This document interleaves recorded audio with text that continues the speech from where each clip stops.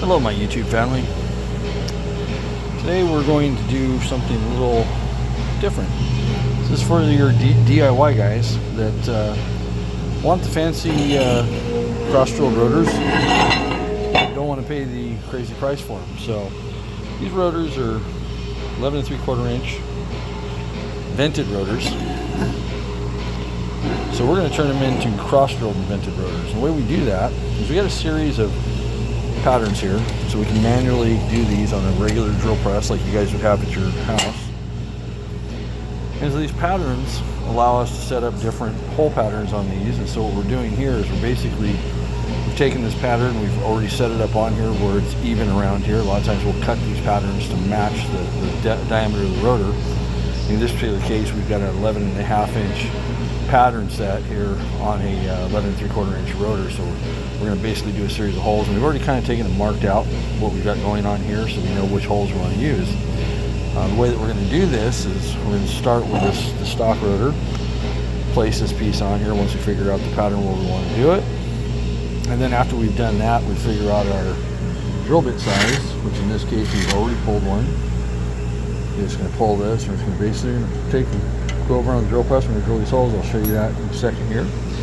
And then as we do that, we'll kind of show you the process of how we go about doing this.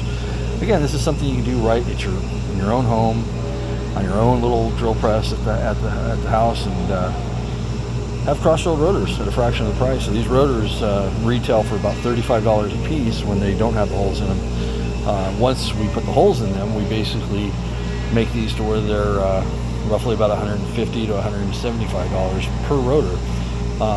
Not bad for maybe an hour's worth of work to do. And I know you DIY guys, hey, saves money. This is how it's how we do it from time to time. You know, if we're doing one set of rotors, this is a quick, easy way to do it. If we're doing a whole bunch of them, which we've done a lot of different patterns we got here, you know, and so we can do all kinds of different rotors.